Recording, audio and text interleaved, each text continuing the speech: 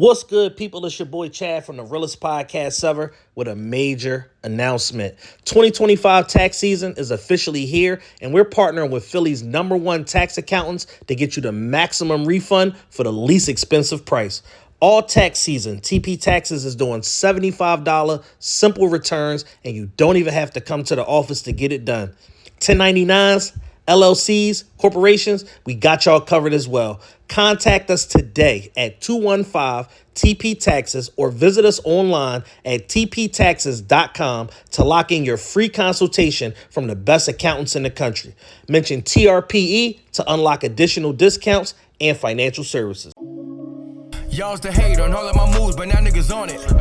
Y'all used to bait me on me and my views, but now niggas on it. I used to tell them I'ma have me a show, but now niggas on it. Her homies on it, your homies on it. Y'all's the hate on all of my moves, but now niggas on it. Y'all used to debate me on me and my views, but now niggas on it. I used to tell them I had me a show, but now niggas on it. Her homies on it, your homies on it. Realest Podcast. What up, though? Realest Podcast Ever, we back. No Patreon this time. We're on the main feed. Been a couple weeks. Months. It happens, man. Shout out to everybody, who's still here, still present, still listening, still watching. Shout out to the entire YouTube community. If you're on YouTube, make sure y'all hit the like button right now. Share this video because that is good for the algorithm. It helps us get the content out there. And Lord knows we need all the help that we can get. Shout out to all 14,500 of y'all that's, on YouTube. If you're watching this on YouTube and you're not subscribed, hit the subscribe button right now. And if you're listening to this, somebody sent you the episode on Apple or Spotify or whatever, make sure you actually subscribe to the feed as well. Trying to keep it.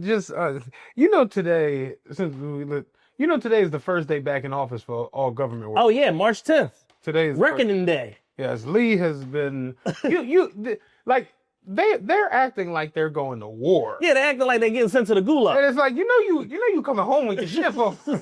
Right. But then I gotta come back tomorrow. Yeah.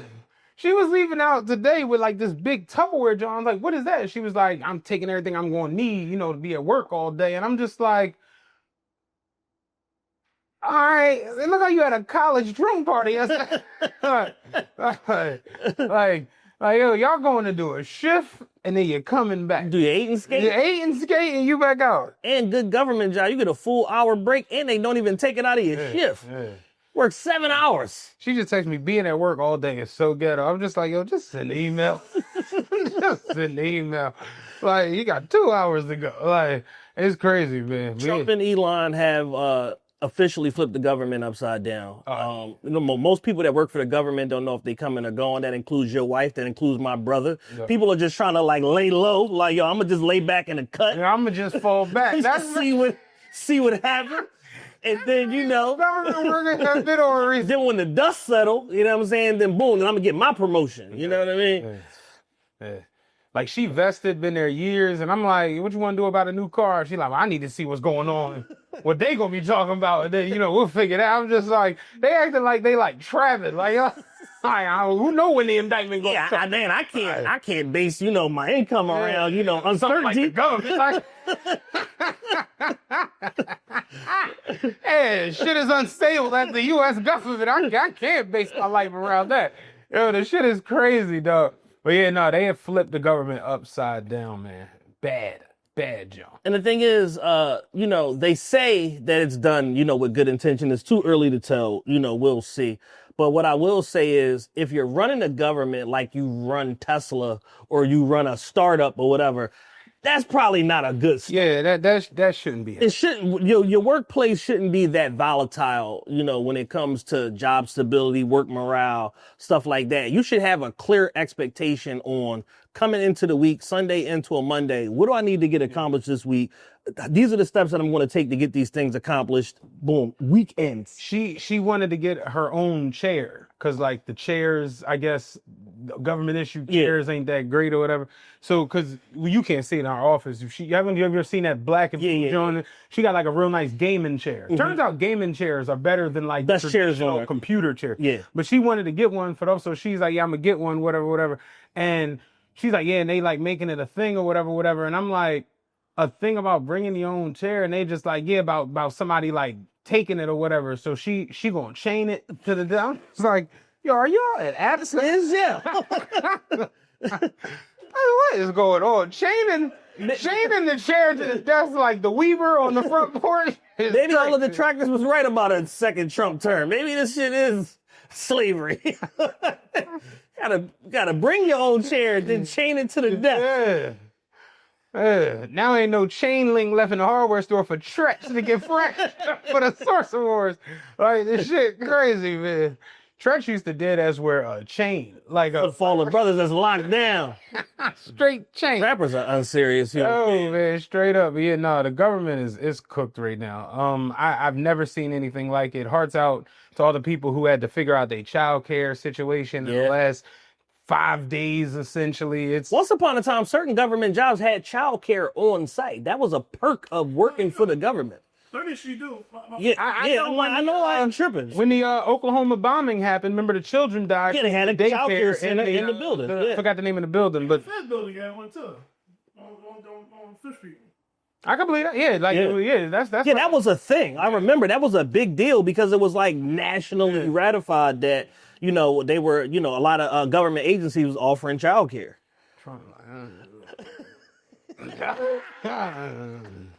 Save some baby, right? Yeah, straight up. Yeah, it's a mess though, man. Hearts out to the people who had to figure all that out in a week and so. Yes, indeed, man. Starting off, I mentioned Patreon. If you're not on Patreon yet, get on there. We're part of a pilot program right now with Patreon. They're sharing all our content and pushing it out there and featuring us right now. So slide to patreon.com/official TRPE. We got a lot of content that's on the free tier right now. So all you got to do is have the app in order to be able to listen.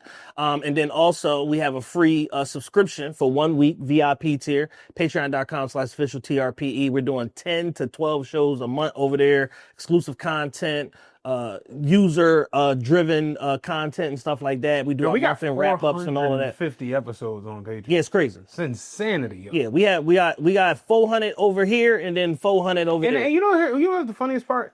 I'm still getting requests for more content. Yes.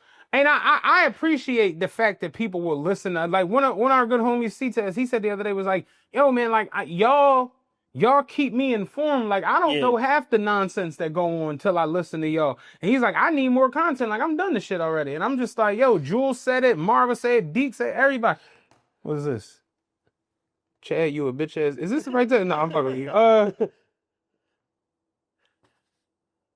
Yeah, it's crazy. It's wild. Like, Raj hit me. Last 5 Patreon episodes. Larry Bird in the 3-point contest. Like, yeah, I listened back to that tinfoil twins. yo. That Joe got them grip. Man, when I tell you I was dying listening back to that shit. But yeah, and who asked me the other day? Was it Marv? Was it one of them? Was like, when y'all gonna do the next tier? You know what I'm saying? Some more pay. And I'm just like, here's the thing.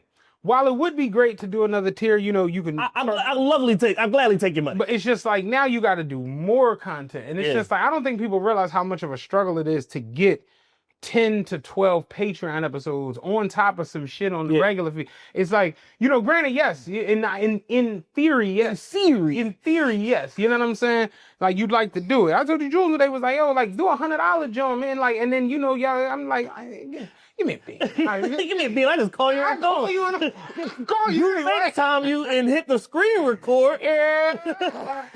Got your own archive of episodes. Like, what the fuck? But yeah, man, I'd love to do that, going forward. But it's just, who knows if this new situation pops? Yes, I'll have a schedule that would actually yield some of these things. Yeah, because I'll be honest with you, working overnight has. Completely fresh. I don't know how people do this shit for you. One of the guys was like, he worked overnight for 16 years. I'm like, how? So you haven't been asleep since 2008? Fried.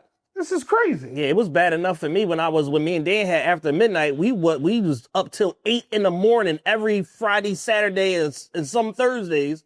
Niggas to go home. Yeah, please leave. Let me get one more bottle of Bel Air. They a bean? Let me get one more bottle of Bel Air. It's like, yo, take the bottle and go home. I'll give you the bottle for $50 if you go home.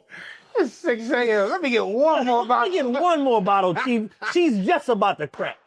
She's hot and horny. You know what I'm saying? I just need a little more liquor to get over the top. Oh. Remember that game in the arcade we used to put a quarter in and the corners would slide? Did you Never get close. Never get them corners be just about to slide over the joint. Never get close. Wow. Yo, I just need 75 more cents. Like, that's funny as shit. Let me get one more bottle of Bel Air. That's hilarious. That shit. But yeah, I was fried because not only are you not sleeping, now you're eating poorly also. I'm gonna give you my go-to meal. I leave after midnight. We close at 5. I get home around 6:30 every morning. This is when I was living in Roxborough on Walnut Lane. I would go to that Dunkin' Donuts right there at Ridge and Walnut Lane. I get a turkey sausage, egg and cheese croissant, 2 hash browns, because the hash browns is hitting, you know what I'm saying? Got the little cilantro, whatever that little is in there. 6-piece. Little 6-piece. I need 18 of them. Three of them cheese I have. And a large iced coffee. It's 6:30 in the morning. You know how I'm going to bed? Noon. Dog. Then I got to do the same thing the I next told you, day. when I get off work at 8 in the morning, my phone be like 7 minutes to Chick-fil-A. I be like, I be there every fucking morning just getting shit. Oh, man, here we go again. Randomly, the other day on Patreon, we were discussing, what were we? We were discussing the pork chop burger. Yeah. Remember that? And we talked about how ridiculous people have gotten with the. One of our people said he was at a restaurant and they had a pork chop tomahawk. How much is that? $8? They said pork chop tomahawk. Pork chop tomahawk is definitely $13 raw. By the time we cook it, that's your $21. Like, yo, man, that is funny as shit. I said a pork chop tomahawk is nuts. Yeah, if you ordering a pork chop tomahawk, all I gotta say is fear law. Yeah. You know what I'm saying? That's all I got. That's all I have. I'm not even Muslim, and I'm gonna say a pork chop tomahawk is crazy. It's insanity. That's a lot of pork. Like I like my pork in slices, like bacon. Like, you know what I'm saying? Pork chop tomahawk is absolute insanity, man. Did you see the video of the black people and white people arguing over cheesesteaks? No. Yeah, they was down like South Philly somewhere. They was arguing like, what's the best cheesesteak or whatever. And the white folks is like, Cooper Sharp seeded roll. And the black folks like, what the fuck you talking about, man? Salt, pepper, ketchup, fried onions, man. It's the only way to eat a cheesesteak. And she was like, mayonnaise? You put mayonnaise on your cheesesteak? He was like, y'all put mayonnaise on everything else. Put that shit on the cheesesteak. I mean, what the fuck is this? You come across the dumbest content at 3 in the morning. Cheesesteak wars. Then the one boy came up was like, Wiz. And they was like, he's from Jersey. No whiz. Yeah. We can all agree that you don't want the whiz. Yeah, the Wiz is, you know what I'm saying? Like, nah, nobody beats the Wiz, but no, we not doing that. Not It's just on this- crazy that, in the last year, we've seen the cheesesteak thing become a thing again. We've done like 7 cheesesteak driven shows in the last 4 months because you just can't escape it because there's always a new cheesesteak firmware update going on somewhere in the ether where it's like, oh yeah, no, you got to go to such and such. Yeah, you got to go to Billy Joel's cheesesteak. Yo, listen, the spot opened up in Central Jersey. Seemed like they came to Philly and got some lessons. Did you see Bradley Cooper got a cheesesteak joint in New York now? Yeah. And the only thing they sell is the cheesesteak one way. Oh, you don't even had no option. Just Playing no games. yeah. Yeah. Get what you want. What you want. Don't matter. Menu say the joint. Dang. Let me get the joint. One joint. Shout out Skinny Joey. Skinny Joey bought Steve's Princess Steaks on South Broad Street. Right. Joey Merlino Steaks. Yeah, they made him change the name because he was going to name it Stand Up Steaks, and they ain't got rid of that. I was dying listening to that episode. Yeah, I think it was called Skinny Joey. Skinny Joey, yeah. Stand Up Steaks. Stand Up Steaks. No rat meat, no rat. Knock it off. And knock it off. Joe. City council had knock it off.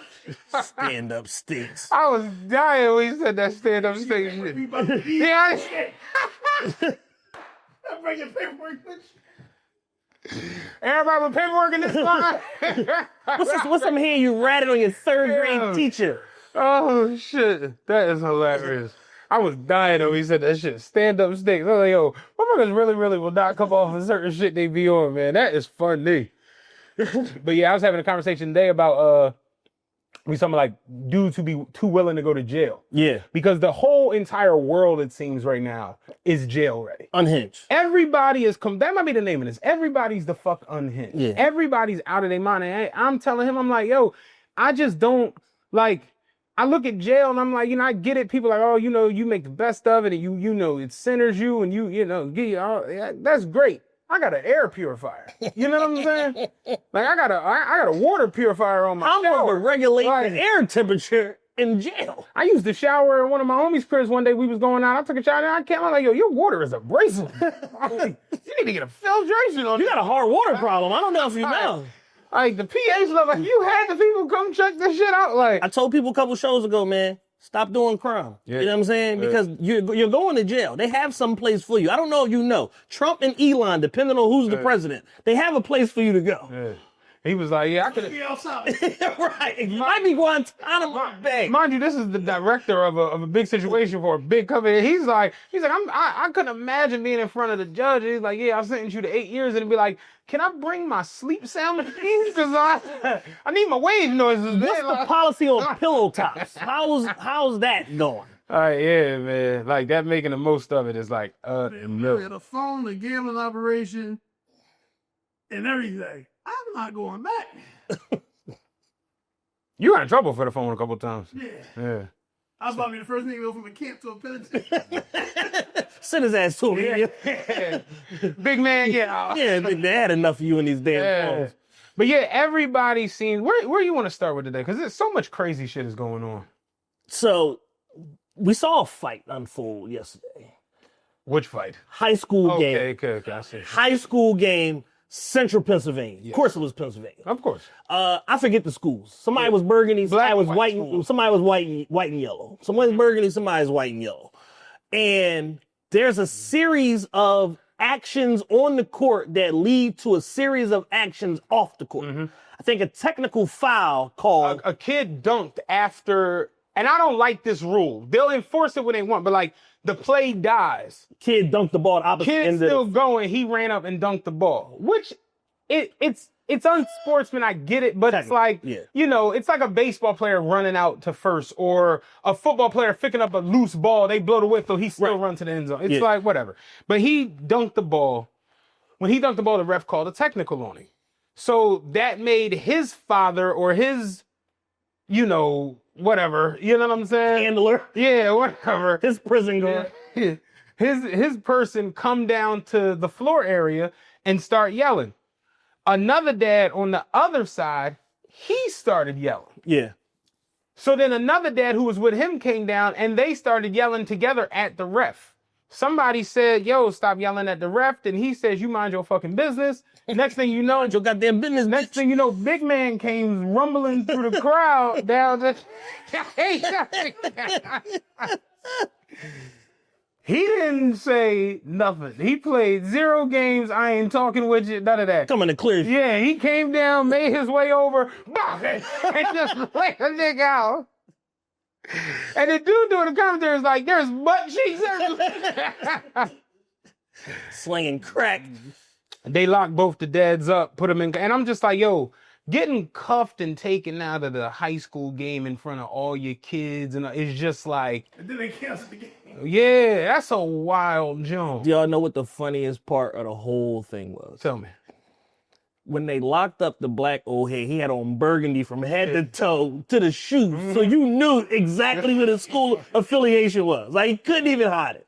He didn't have, it wasn't a jersey. Yeah. He was just burgundy long sleeve tee, burgundy slacks, burgundy shoes. Yeah, straight old head leg. Where'd you go get that at YG house? Yeah, them Jones wear everything the same color, like the socks. Yeah, man. YG did that with the luxury. Yeah. All burgundy. I saw a situation. On Pyro. Past that, there was a situation. Did you see the wrestling situation that popped off the other day in Jersey? No, missed this one. So it's a black kid and a white kid wrestling. And high school wrestling is not like the Hardy Boys. Like, it's like... technical. Yeah, real wrestling or whatever. So the white kid put the black kid in like an arm bar. Like, But that's not like technical wrestling is like he's down, you over top of him and you trying to flip him. Yeah. And he just got mad and just Ken Shamrock that joint. And he put him in like an armbar so the black kid like, oh, what you doing? He let him go. They stood up. The ref came over to the white kid, was like, don't do that. Like, and the dad just came running, boom, and shoved the ref on the ground. Oh, man. So when he shoved the ref on the ground, they basically cleared the shit. They kicked the dad out, kicked the mom out because they was both on the floor. They kicked them both out to John. I guess they gave the black kid the match, like gave him the victory or whatever. Yeah. So then the dad and the mom on the thing, like they've been banned from all sports and they're on the news like, this is crazy. And yeah, I'm just like, yo, everybody's out of their minds now. Like it's certain shit you just can and can't do. Yeah. And you have to learn how to police yourself and govern yourself so that someone else doesn't have to. As a whole, we flushed so many societal norms and societal rules in favor of unruliness. Yeah. And it's to the point where it's like, yo, on a given day, 9.5 to 9.9 out of 10 people are just waiting for the moment to show you how bad my day is going, how bad my month is going, how shitty my life is, and how unhinged I am, and just unleash the most ridiculous wrath on you that you've ever seen in your life over the smallest inconvenience. You know how crazy people have gotten? I watched it last night, so that's why I was fresh in my brain. You remember Hangover 2? Yeah. Remember Well Enough?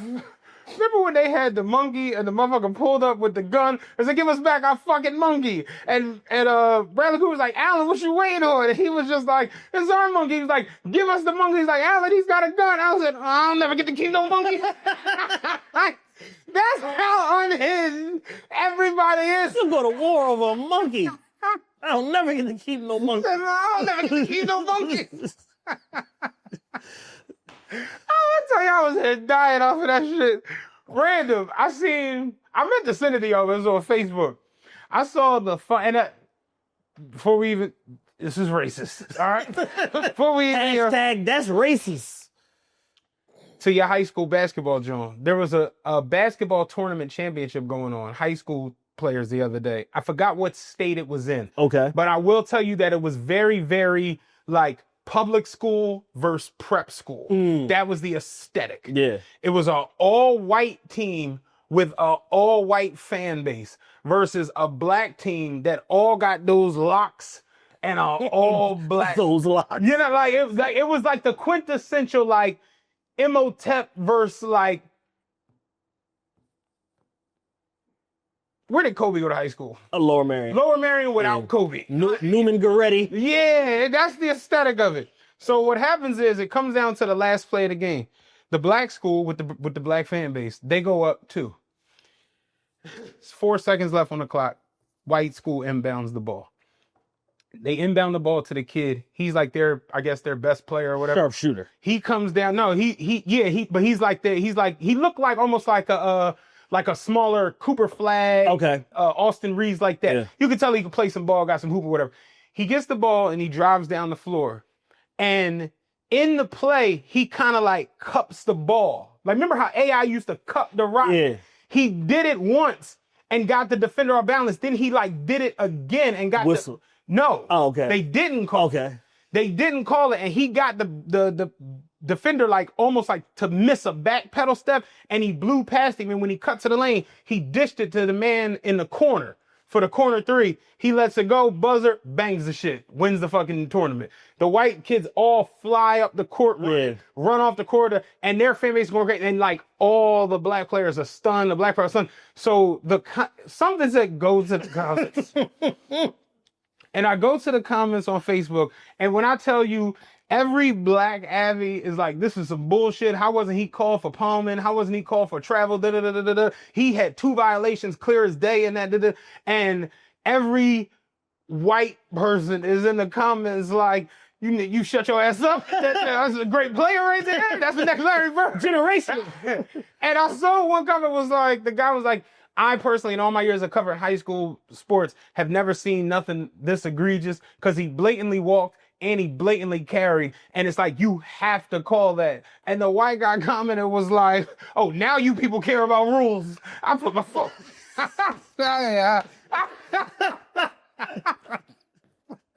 had to put my phone down. I said, I can't do no more of this shit. He said, oh, now you people care about rules. I was like, yo, what in the world? It's nice to see that race is still, still right there. The number one divider of all things is still race. All race. 2025. Never nothing else. 8 years of Obama presidency, just had a racially ambiguous woman run for president this last cycle. We still have race as the number one dividing line. It will never... there's nothing you could ever do to, you know what I'm saying? What Paul Mooney say? You got to kill every white person on earth. 400 years. Yeah. Paul Mooney said, I was doing a set in San Diego. He's like, and I came up to the crowd, one of the young white comedians. He came up to me and said, Mr. Mooney, you are one of my favorite comedians. I love what you do. But can I ask you a serious question?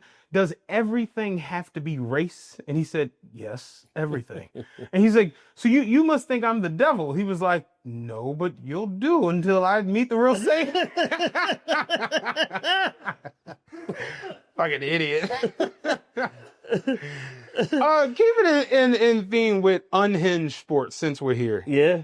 Gotta get Virginia in on the action. What happened in Virginia? Oh, okay. That's what, I didn't know that was Virginia. Yeah. Okay. I had to research it. You know what I'm saying? Deep in the internet. So there was a high school track meet that took place over the weekend, and 4x200. I didn't know that was an event. Yeah, indoor. Yeah, indoor. 4x200, and whenever there's a 4x anything, there's a baton. Yeah. Now, but since the beginning of time, it's been a baton. So baton has a checkered pass. It was plastic. No, it's like brass aluminum. Yeah, no. But baton is like, the word baton in our lexicon is sketchy because you never know. A baton out is normally some bad shit. Right. You know what I'm saying? Yeah. So already it's sketchy as shit. But the young girls are racing. The girls are rounding the top curve of the track. And it seemed like they were close. It seemed like they got, maybe elbows connected or something like that. And the girl on the outside went past the girl on the inside. And she cocked back and went upside her head. Yeah. Oops upside your head. And I had to explain to somebody, I'm like, yo, that's not the inside of a paper towel. You know what I'm saying? Right. Like that, Yeah. like that joint is hard. That is aluminum, brother. Like, you know what I'm saying? It's brass, it's aluminum. Some of them are complete metal, like steel, scrap metal. Like, that's a hard Because object. if not, then you lose sight of the fact that you have it. Right. So that's why they make sure it's a composite of some sort of metals to make sure that you are aware that you have this and don't just be running and discard it. It's weighted. It's a weighted object. Yeah. And she hit this girl in the head with the baton. And the girl crumbled, onto the floor of the track. They said she had a concussion. They said she might have a skull fracture. Yeah. So outrage has pursued. I saw a video today of the young girl who hit her. Yeah. Who's crying. It was like, yo, y'all don't understand. Like, it was an accident. And y'all going off of one angle. Who you can believe? Me? Or your lying eyes? Yeah, that's exactly what that is. It's full of Eddie Murphy. Yeah. I'll say this. Seeing that no matter how unhinged, and we just laid out a plethora of unhinged sports moments in the last couple of weeks. Yeah. This is all recent. This is all, the last couple of days. Seeing how no matter how unhinged a situation is, there are always people who are going to say, yeah, that's right. Yeah. Power to the people. All this bullshit. And it's just like, it's like, yo, you can't hit a fellow runner with a baton. Absolutely not. You just can't. Seeing people go as far, I saw one idiot yesterday was like, you could tell y'all never was in no competition, understand how competition get. That's just people trying to be victorious. Ain't no real big thing to this. And I'm like, brother, Michael Jordan is I'm gonna get to Michael Jordan. Michael Jordan is the greatest competitor ever in the NBA. Let y'all tell it. If Michael Jordan would have pulled out a blackjack and smacked Karl Malone in the head with it, Michael Jordan is a criminal. Yeah, they locking Michael Jordan up. Same night. This is a felony assault now. Yeah. You know what I'm saying? Like,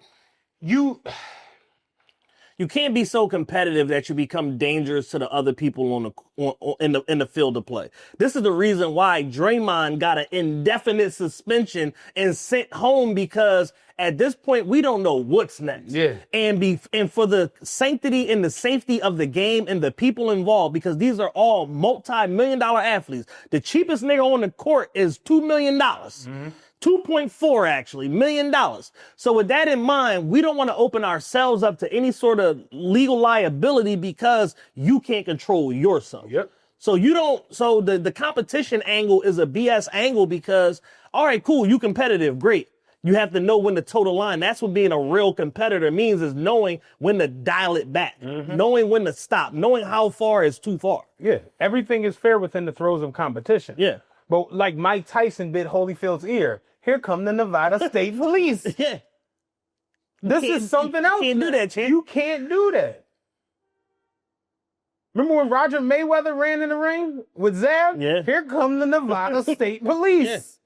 Y'all are tripping now. And I don't think people understand that. And I you know, it's sketchy because it's two young girls, and, you know, you could easily have your career altered on both sides of this. You know what I'm saying? Who's to say you're going to be right after that? You get hit in the head with a metal pipe. Who the fuck knows if you're going to be good? Exactly. Then on the flip side, you get banned from, you know, participating in that shit could derail your career. So it's just like, I think at the top, we need better guidance from the adults. Indeed. Because all this shit started with kids, it seems like. Mm-hmm. And but then when you see the adults, you understand why the kids are how they are. It's a nice theory you weave together, bro. You feel me? Yeah. You're picking up what I'm putting down? Yeah, so there's no hope then. That's what I'm saying. So because it's like a chicken or the egg situation, where it's like, yo, when you're being told from birth that extreme violence is okay and overreaction is the proper reaction and stuff like that, and you don't qualify situational stuff, or, you know, kind of like quiz or role play your kids on how do you handle this? You know, what do you do in the field of play if somebody, you know, is dirty or whatever? If somebody hits you with an accidental elbow, do you elbow them in the face, or do you know what I'm saying, just, hey, rough, you know, just so you know what I'm saying? Like, what do you do in those situations? So I don't think that a lot of people are exercising or have even the right amount of emotional intelligence to be able to relay that to their kids on how you handle certain situational things when it happens in life and in the throes of competition.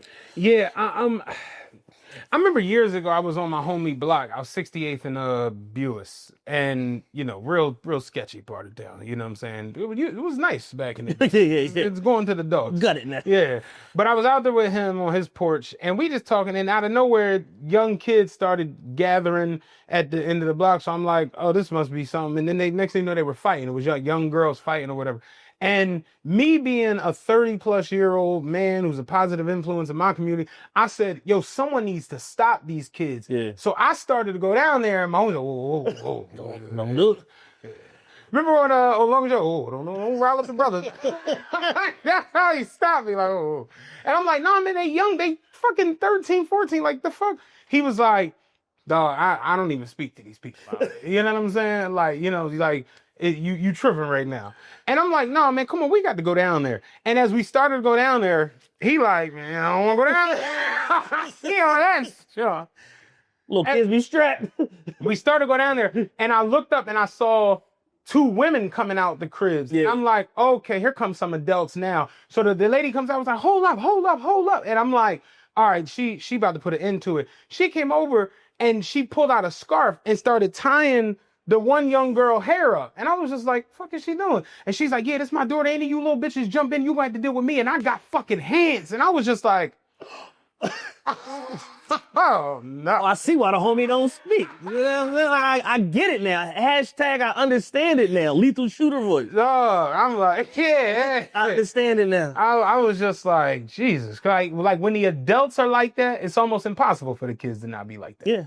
Like you be surprised. Like I got a bunch of teachers in my life, and they tell when these new parents come to the school. You remember back in the day, we all the same age relatively. Damn, you're 20 years old, but it's like You were striking distance. You remember back in the day where if you saw a parent during the day, you knew one of my classmates about to get one of the kids in trouble. One of the kids, who mom, remember Bernie, like, who mama that? You can tell nigga look like he nigga doing work. Yeah, now? I remember like seeing parents during the day and it was like, oh, somebody in trouble. You see a parent at school now, which one of these teachers getting their ass whooped? Somebody that, yeah. Because they've conditioned themselves to believe, man, my kid ain't never wrong. I teach my kid to rely. My kid ain't never tripping. No. You tripping. You the problem.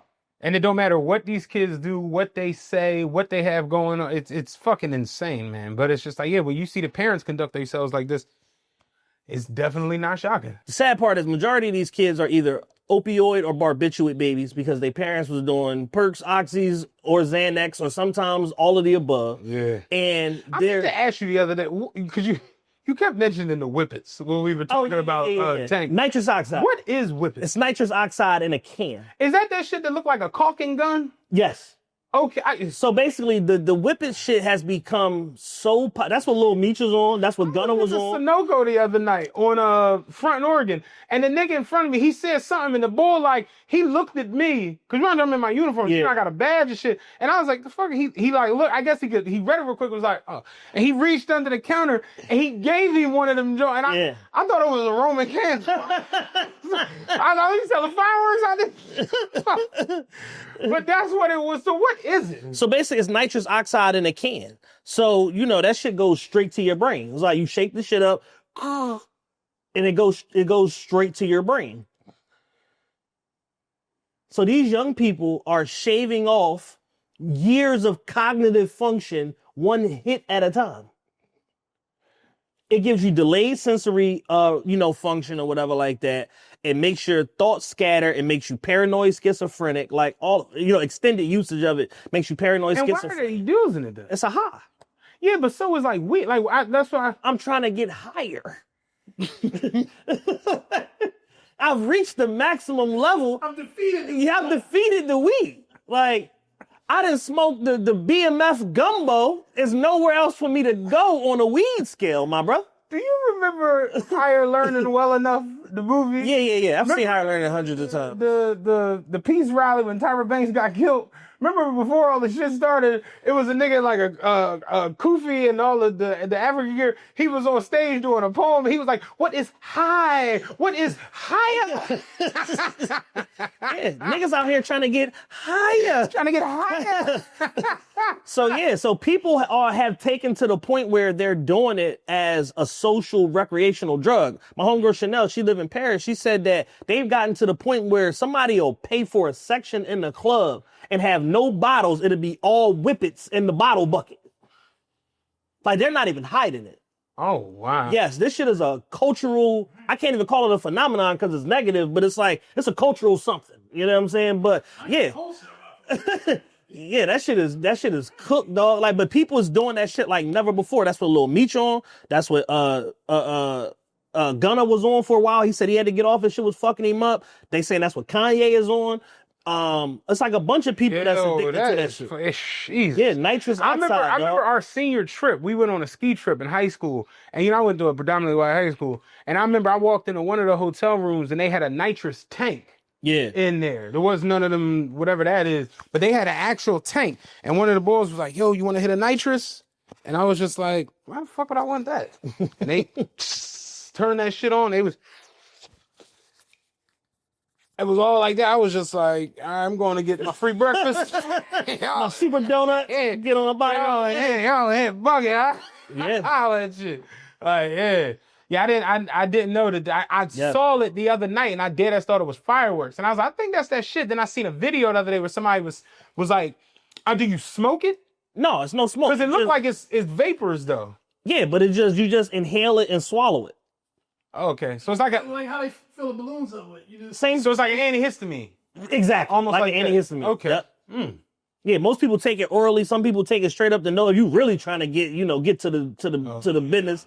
Yes. Yeah, straight up, boom, right to the brain. You know what I mean? I genuinely, I saw the report the other day that said that 43% of the Gen Zers have never had any alcohol. Yeah. And I'm like, well, they're all on pills and pills and nitrous. Yeah, absolutely. Ain't that crazy though? Remember when we were, again, different time period, when we were 16, 17, it was like, yo, we try and get some liquor. Yeah. You might literally see in our lifetime, before we all dead and gone, you might see the collapse of the liquor industry. Like, because people are, because now it's like the studies and all of that, long-term effects and all of that, fetal infant syndrome and all that have caught up to it, where it's like now people have wholesale moved on to other vices because like it's not even appealing to them. It is crazy, but like sort of like what happened with like Juul and the e-cigarette as opposed to tobacco. Yeah. Like, ain't that crazy? Like tobacco in the straight form of like I was in the Wawa the other day. Bull was like, let me get 2 cartons of Marlboros. She went, looked in the thing, had none. She went in the back, came out, was like, yeah, it's no cartons. I just got the packs. Yeah. He was like, well, give me 20. He got 20 packs of Mar. I was like, I've never seen no shit like that. She was like, he walked out. She was like, I'm about to call the cops. What the fuck you doing? I was like, yeah, straight up. But yeah, the Juul, I watched a documentary on how the Juul shit kind of like shattered that, and think about what happened with hookah and everything. Yeah. So it's like in the traditional form of like a cigarillo and all of that bullshit. Like, cigarette. Yeah, it's crazy. Pass me that blue raspberry pineapple. Yeah, pineapple nigga mint twist. I'll take that shit in a heartbeat. And that shit got car parts and polyurethane and all kind of shit in it. Like, you would have been better off smoking the cigarettes. Like, car parts is crazy shit. Got a little bit of a alternator in there. Couple carburetors. Damn, like, damn. Damn, like, damn. Yo, that's funny as shit. But yeah, I seen that the other day. And Let's hold on for dear life. Yo, I saw that and I'm just like, yo, like 43% of them have never taken a drink. And I'm like, it made me think, yo, we are past like the low level bottom tier. Oh yeah, it's all synthetic and designer shit now. Remember back in the day, you would see mad older niggas just like, yo, young boy, give me $1, get a brew. You don't see that no more. Like, the young niggas ain't trying to get $1 to go get a deuce. Yeah. Think about all the young ski masters. You've never seen them with like a hurricane. Yeah. You know what I mean? Just posted up with an ing bing. I know that's not a thing. But it's like now drinking is more of like a socially, or you at the club, y'all get some bottles type thing. Yeah. But like, I don't even know many motherfuckers, at least on a younger scale, who like drink, like, you know, motherfucker get off work, go get a drink. Yeah, that's over with. Remember like how like the local hood bar, like everybody in there getting a drink. Yeah, that shit stopped at Gen whatever the fuck. Right after us. Right after us, Gen Z. You're Gen X. Gen X.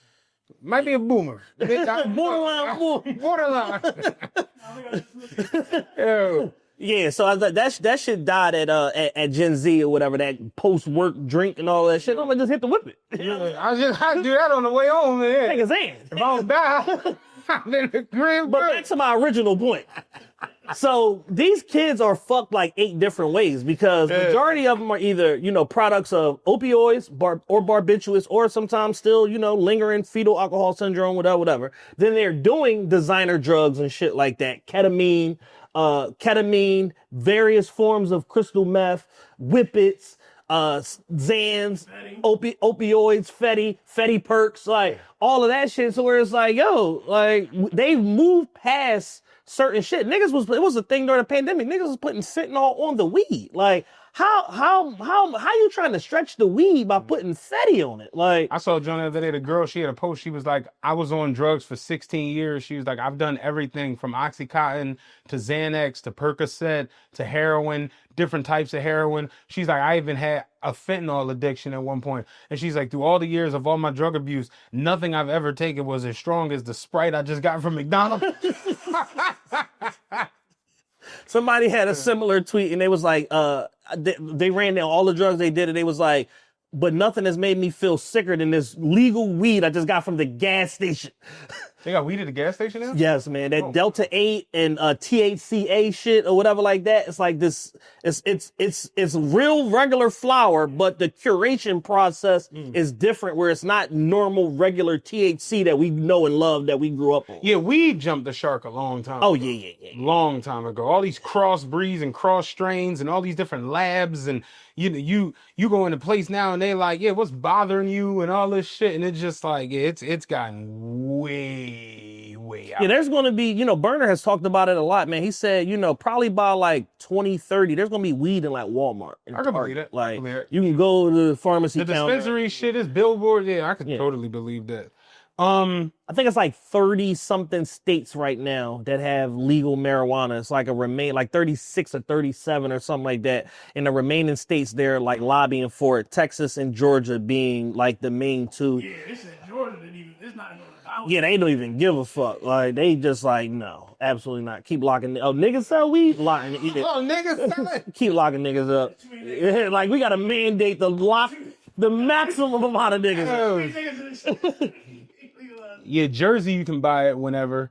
We was in Maryland. Was that Maryland or DC? I think it's DC. DC is, but you like the final frontier of weed. But you don't buy the weed. You buy like buy a T-shirt. The weed is free. It's like the wash. Remember when it was DC. when Sean came down on the scooter? I just rode the scooter down Humble County. Guy was like, you can buy this sticker for $90, and then yeah, 7 grams of weed complimentary. Yeah. Like DC is so open with it. You can grow 2 pounds in your crib. You can grow 2 pounds in your crib. Besides that, so you already know if you could legally grow 2, I'm growing 10. Right. That's off the gun bus. Aside from that, I could pull up, meet you, and Dan the police. I pull up, meet you in front of Dan. Here you go, take this QP. I go this way, you go that way. He can't do nothing. He can't question us. No money exchange. No money exchange. But then you Venmo me the money 5 minutes later, and I just dealt drugs in front of the police. Damn. You just can't exchange cash for drugs in open air, or it's illegal. And even then, it's a ticket. It's still not fully criminalized. DC is crazy. The whole Lower East Side of Manhattan smells like. I remember the week that weed went legal in New York. I'm up there. I was going to this one. I was selling a lot of stuff through Stadium Goods. So I'm on Canal Street going to the Stadium Goods Fulfillment Center. I'm driving. Niggas is all I see. 85 people in a row. Everybody got a blunt. Babies, dogs, like everybody got a blunt. The police, like I see somebody blow weed on the cop. Like I'm just like, yo, overnight that shit turned into literally. They don't even piss cops and weed them. No, They took it off. they just be like, just don't get high before you come to work. Yeah. That's all we ask. It's a cool town. Damn. Jersey, same shit. Like just don't get high before you come to work, dog. You feel me? Yeah, it's different now. Totally different. But I want to switch gears real quick. And I think I know where you're going. You don't, because this is a Yall Weird. Oh shit. Okay. My Yall Weird of the week is going to Coach K from Duke. Oh. Coach Krzyzewski. I did not expect that at all. Okay. There's a documentary on HBO Max called We Beat the Dream Team. Have you watched it? No, I've seen it, haven't watched it yet. Okay, so that's good. That can explain to you how out of his mind Coach K is. So do you know the story behind We Beat the Dream Team? Because I always knew the story, but never how it all went down. You're talking about from the 80s, right? No, the Dream Team, like 92. Like the Dream Team, like Jordan and all of them. No, I don't know this story. Okay. Because I know the Dream Team was formed because of all of the problems that USA Basketball had in the 80s or whatever. So USA Basketball lost to USSR. They lost to the Soviet Union. Arvydas Sabonis and the knee pads gave them the business. You know what I'm saying?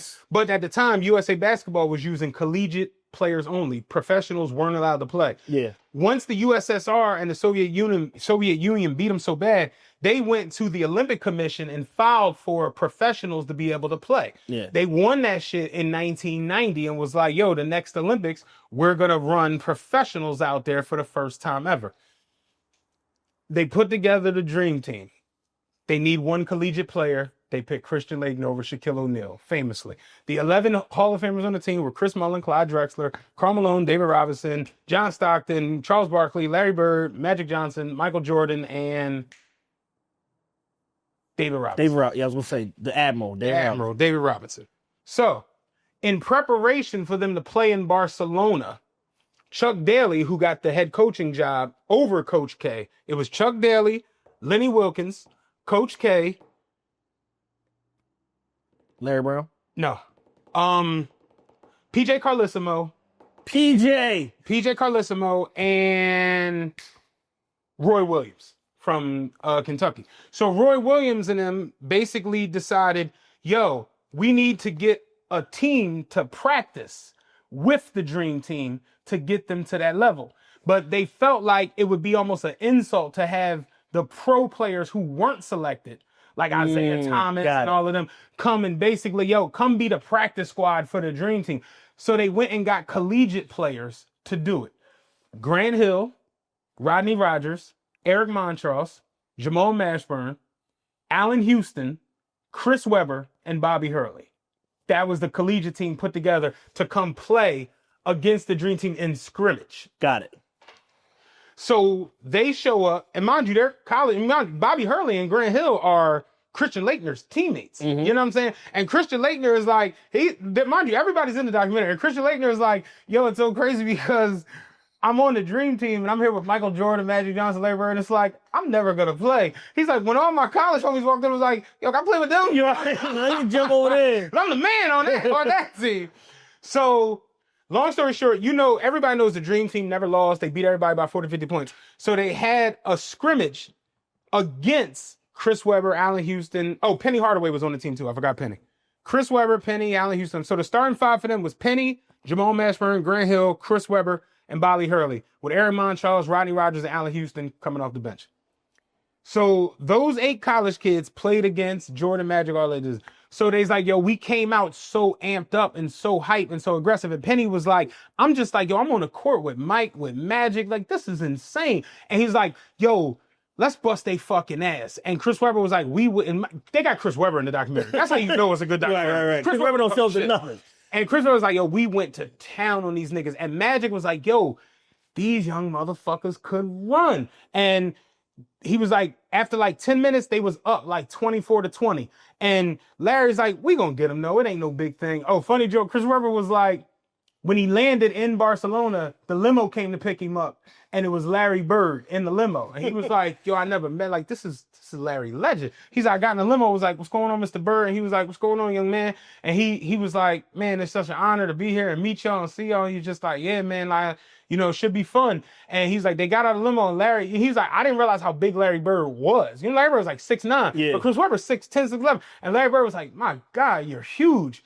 Like, man, you're muscular. I'd pay money to be that size and be that big. Man, that's going to help you out when you make it to the NBA. He's like, oh, thank you, Mr. Bird. He was like, now go get your rest, because we're going to bust your big ass. Psychopath. Yeah.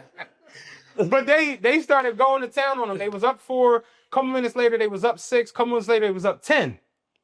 And he was like, yo, Bobby Hurley was like, every fucking thing we wanted to do, it was working. I'm backdoor dropping to Grant Hill. Rodney Rogers is offensive rebound over fucking Charles Barkley. Like, what the fuck? He's like, we running these motherfuckers off the floor. He's like, they looked up, they was up 10 after playing for like 25 minutes. Yeah.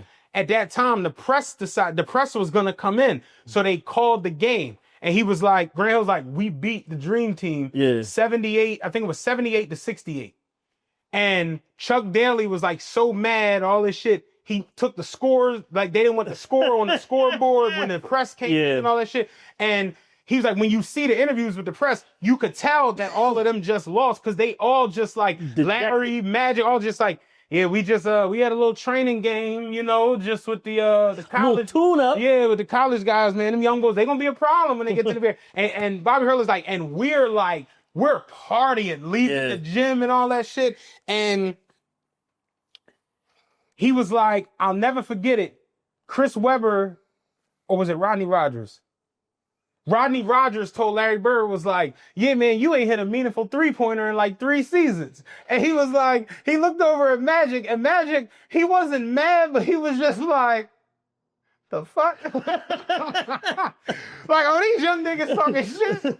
So he's like, they went back to the hotels, all that shit. The next day, they came in, and Jamal Mashburn was like, you could just feel it in the tip-off, like, this shit don't feel Just like a different game. This don't feel like yesterday. Yeah. But it was like Coach Daly and all them had gotten in their ass so bad about losing.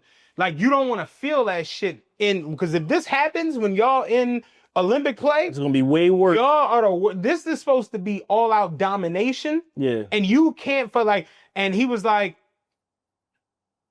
I thought they were old and were finished, and they were not old and they were not finished. And he was like, Larry Bird, for what we thought was like his back is completely messed up, Larry scored like 16 straight points. And he's telling Rodney Rogers every play, I'm about to do this, and you can't fucking stop it. I'm about to do this, you can't fucking stop it. He was like Allen Houston in the game before. Allen Houston had got the high hand. He had like 22 points. Yeah. He buried like 8 straight jumpers.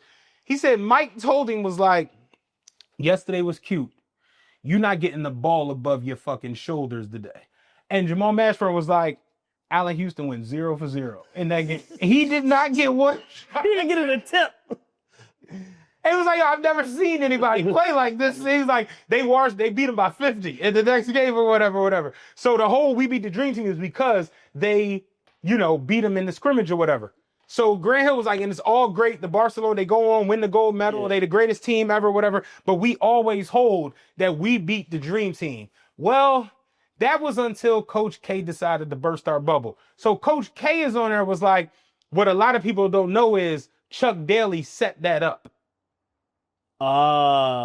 He's like, yeah, Chuck Daly was such a mental giant that he basically knew, I'm going to bring these guys in here. They're going to run y'all off the floor, but I'm not going to make no adjustments called no timeouts. I'm just going to let them run and gun, and they going to pounce on y'all, and y'all going to lose this motherfucking game, and it's going to show y'all what it feel like to lose, and I'm going to let y'all know what it, and everybody, Grant Hill, Jamal Mashburn were like, cut that bullshit out. Like, because Coach K is like, yeah, they threw that game. Right. And Grant Hill, Jamal Mashburn like, how you throw a game as the coach?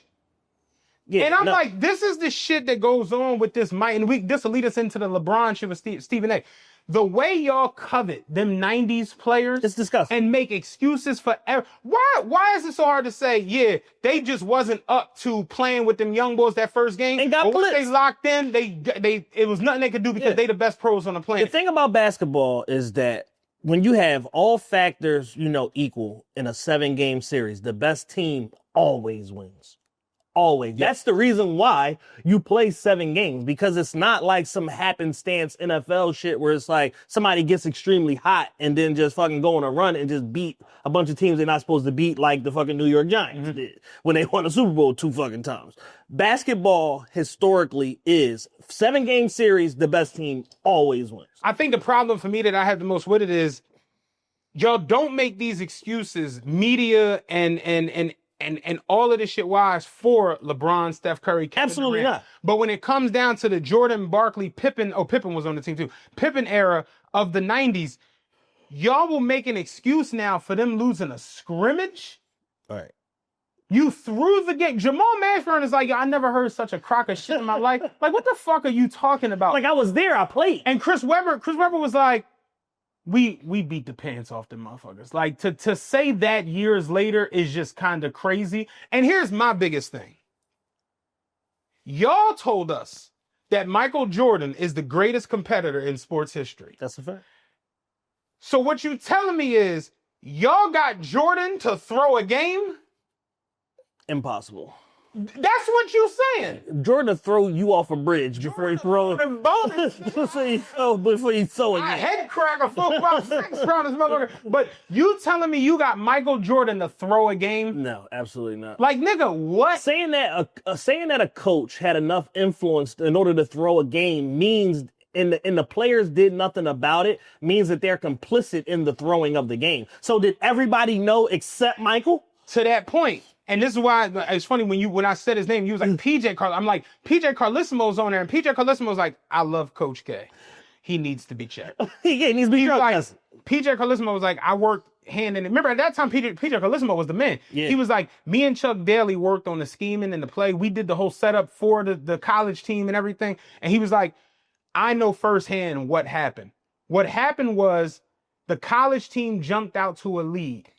Around halfway during the scrimmage, Chuck was like, oh, this might happen. They might, because, and Chuck decided, I'm not going to make any adjustments. Right. I'm not going to call timeout. Yeah. I'm not going to change anything. I'm going to let it go the way it's going to go. Yeah. But PJ Carlesimo is, at the end of the day, you got Michael Jordan, Magic Johnson, Larry Bird, Charles Barkley, David Robinson, Karl Malone, John Stockton, Chris Mullin, Scottie Pippen, Clyde Drexler. You got PJ Carlesimo, Lenny Wilkins, Coach K, and Chuck Daly playing college kids. How much adjustment and timeouts do you need?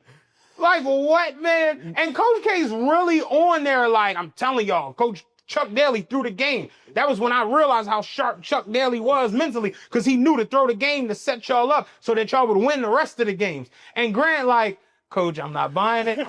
Like, I love you, but I'm not buying it. And it is bullshit. Like, Bobby Hurley, like, bro, I was there and I watched the way we played and I saw the frustration in their faces. Right. You don't fake frustration. I played basketball my whole life. You know, he's the coach now at Arizona State, and Penny's the coach now at Memphis. And Penny even was like, yo, like, I don't know how many of y'all ever played basketball, but it's just like, we beat the Bulls in 96. No one ever talks about it. Yeah. But it's like, we sent the Bulls home. I mean, in 95, he's like, we sent the Bulls home in the playoffs. Yeah. Me and Shaq. The next year, what happened? They swept us and then won 3 championships. That's sports. But you can't go back and be like, oh, well, Mike was tired. He and threw that shit. Like, no, it don't work like that. Like, no, we came in, we were amped up, and we beat them guys. I mean, period. let the average sports media person tell it. Michael Jordan only played 6 seasons, and you know what I'm saying? And then whatever seasons the Olympics was, those are the only seasons that he played.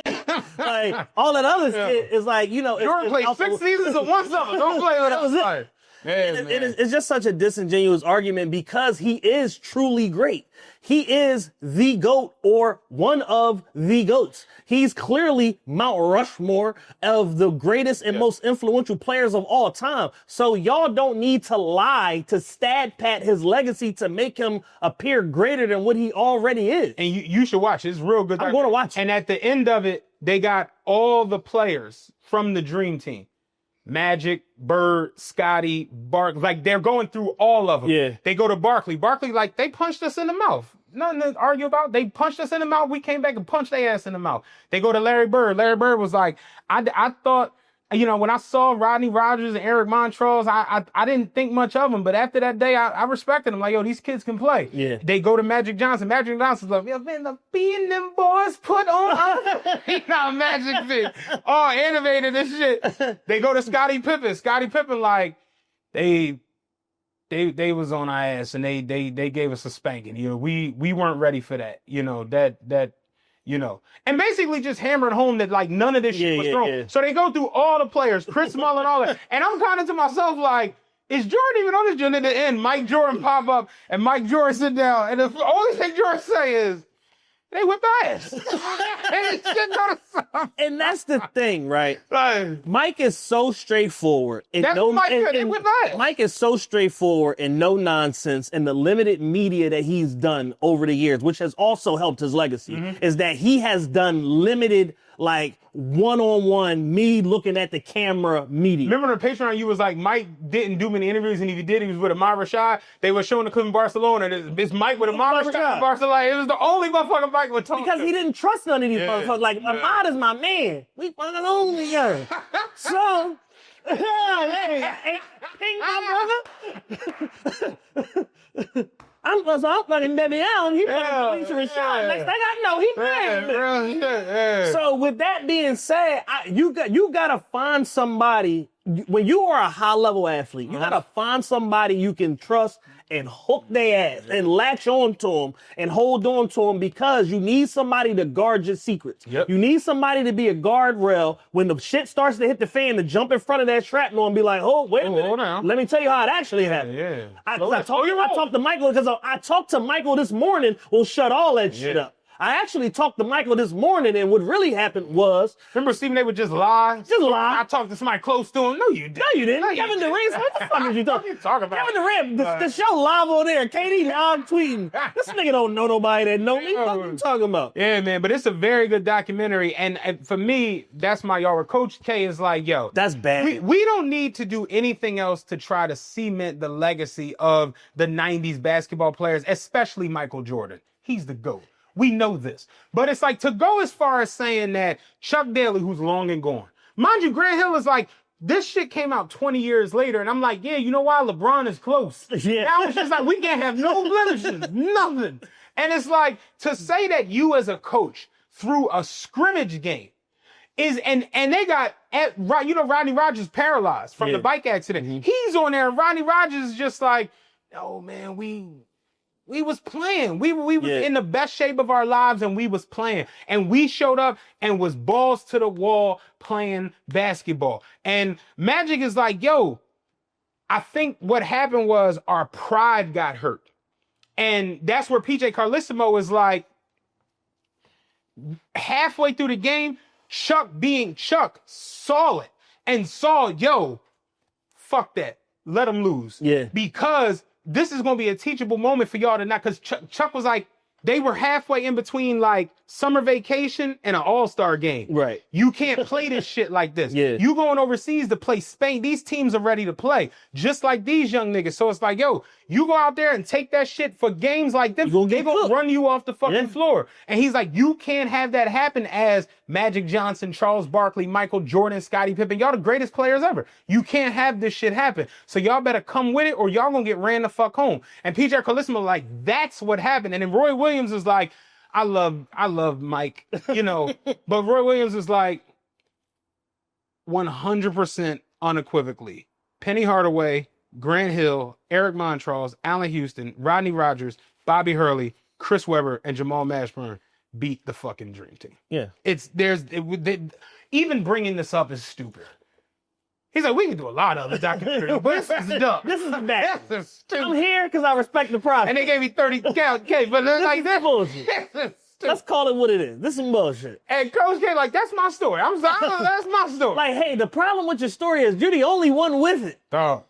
Grant Straight's like, I love you, Coach, but like, I ain't gonna disrespect you, but I don't believe. And part of what I love about Michael is that he's literally never called himself the GOAT, never entertained the conversation, none of that shit. So he let his accomplishments and his play speak for itself, and people crowned him as what they crowned him because of all of these different magnetic moments and stuff that he's had over the years. One thing I really do appreciate about Mike is when it comes to these situations where Mike don't make no excuses or be on no goofy shit. Because Mike could have easily came in because they brought up, Coach K brought up the fact that Mike didn't play a lot after the second half of the game.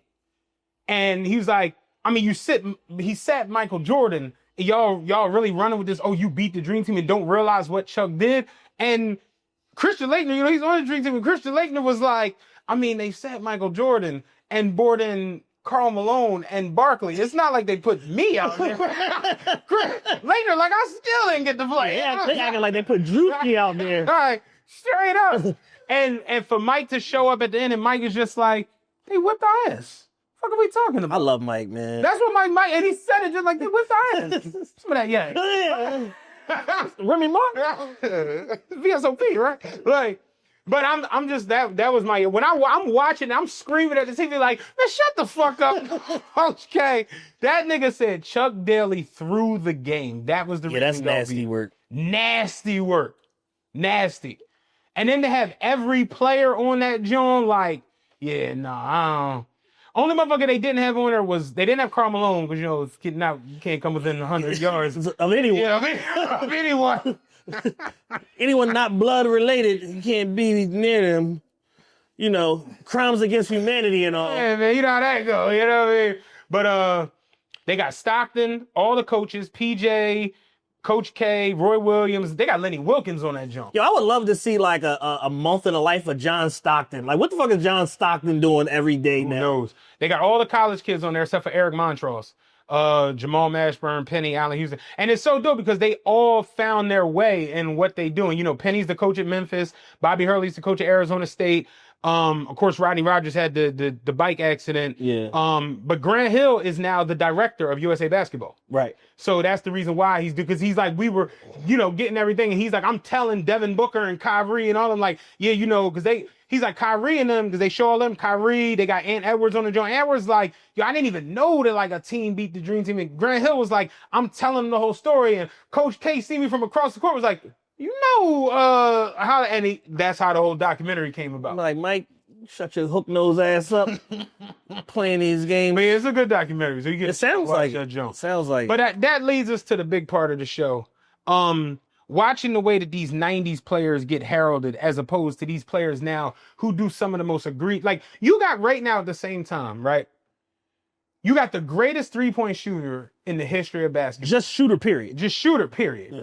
You got a man with 50,000 points who's playing with his son. Yeah.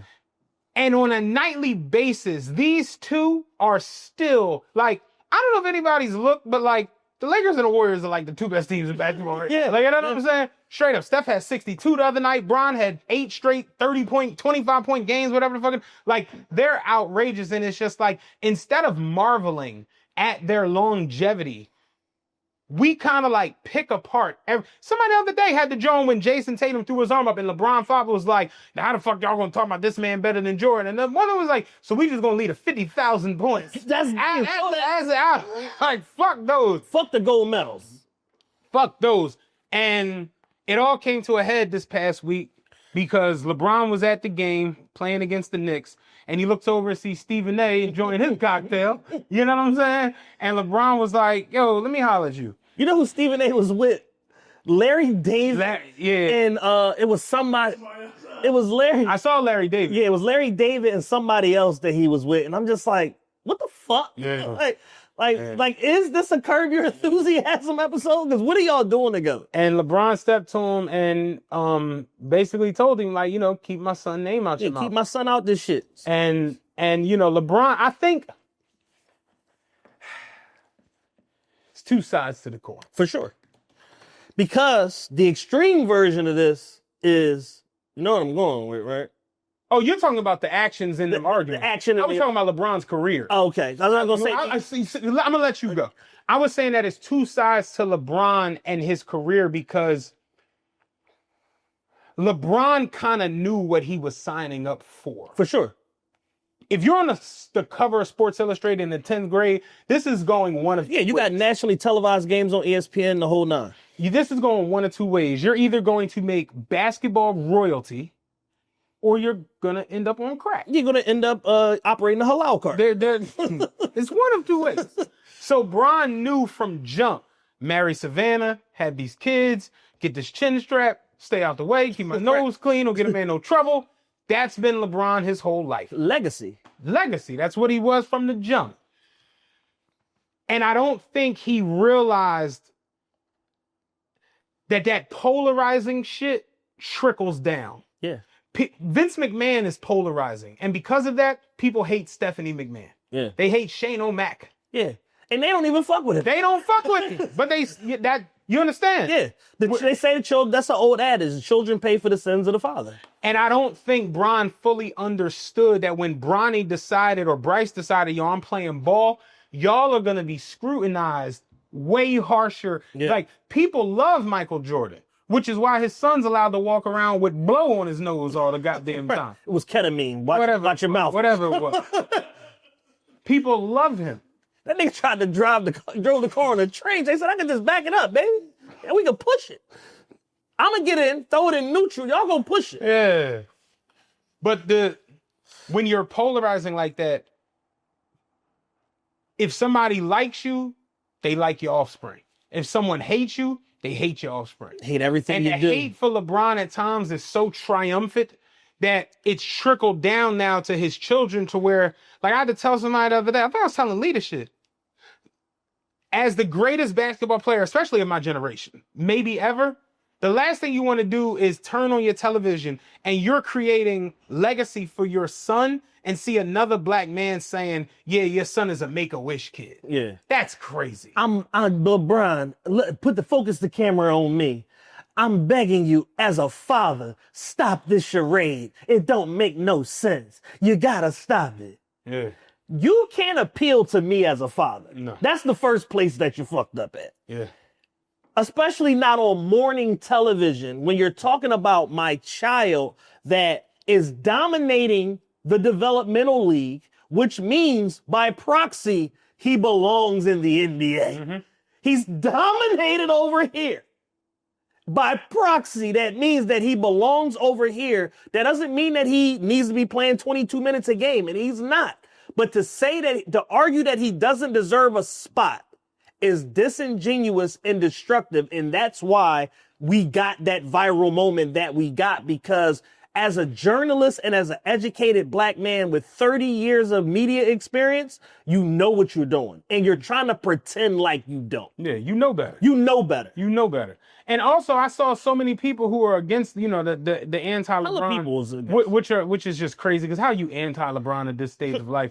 But the people who were making the case of like, oh, what you think Bronny ain't supposed to get criticized? Like, how's that supposed to work? You in the NBA, you supposed to get criticism like everybody else. I'm like, but here's the issue. The way y'all are criticizing Bronny, he's the 55th pick in the draft. Y'all haven't said anything about the 54th, the 53rd, the 52nd, the 51st. Y'all haven't said shit on that platform about the first pick. I was going to count all the way down to number one.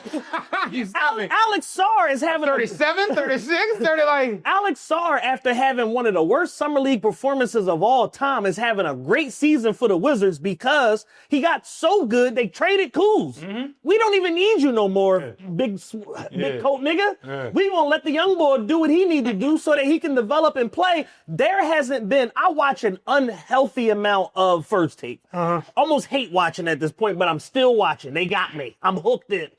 Y'all haven't mentioned Alex Sarr one time this season. No. Dyson Daniels, who's not a rookie, is having a breakout season, one of the best defensive seasons in history for a guard in NBA history for the Hawks. Y'all ain't said shit about him. The Thunder got the best record in the league and have one of the craziest defenses we've ever seen, and they don't get mentioned as much as Bronny. Shea got more 40-point games than losses. Yeah. And we ain't talked about the Thunder as much as y'all talked about Bronny. Yeah.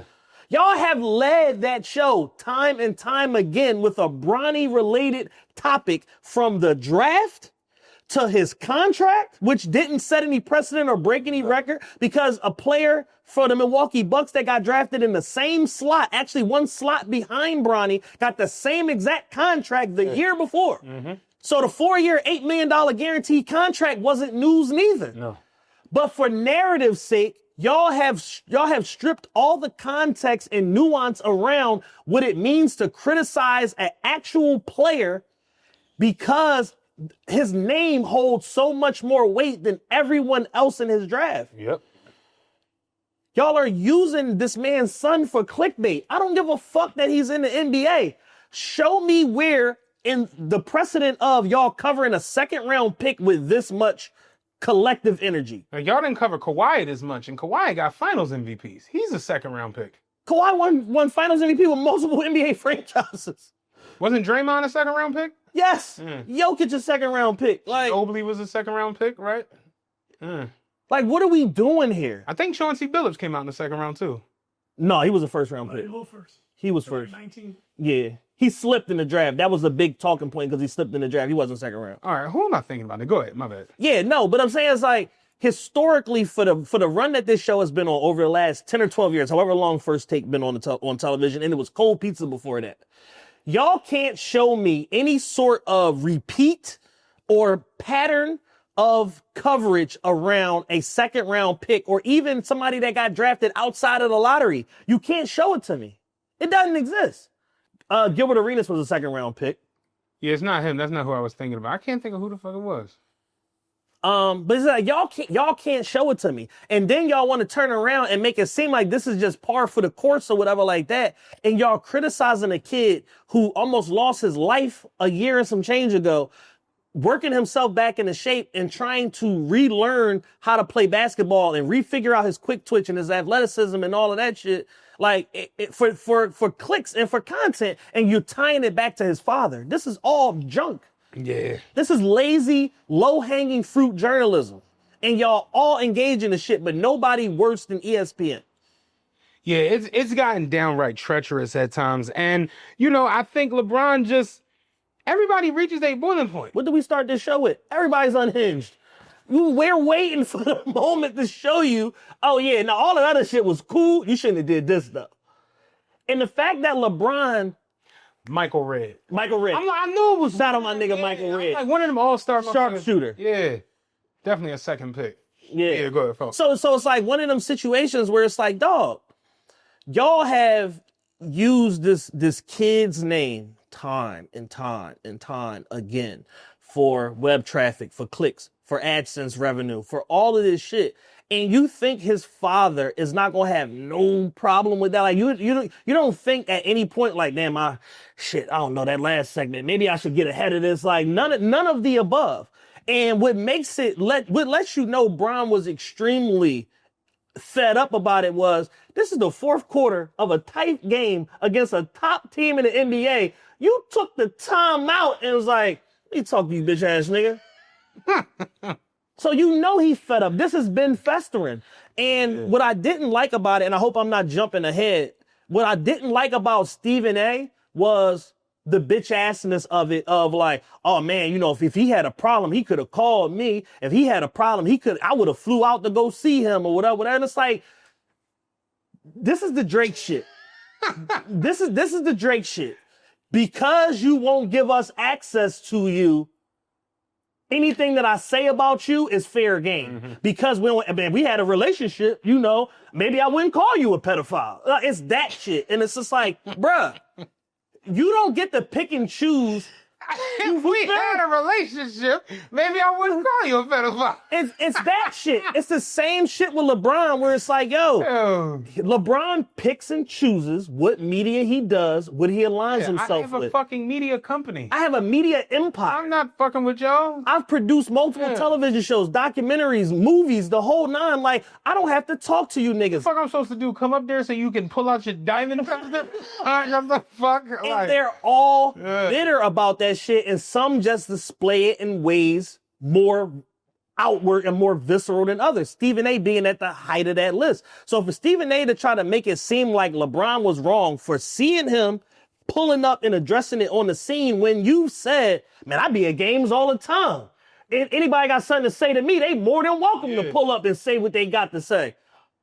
What's different about this situation? Oh, because it's LeBron. Yeah. So now because it's LeBron and it went viral and you got Lil Boy, now you feel a way and your ego is telling you to respond in a manner that is like, oh, if he was, the only thing I got a problem with is like, he could have called me. And it's like, nigga, I don't got to call you. We don't have a relationship. Yeah, bitch nigga. Fuck you, bitch ass nigga. Yeah.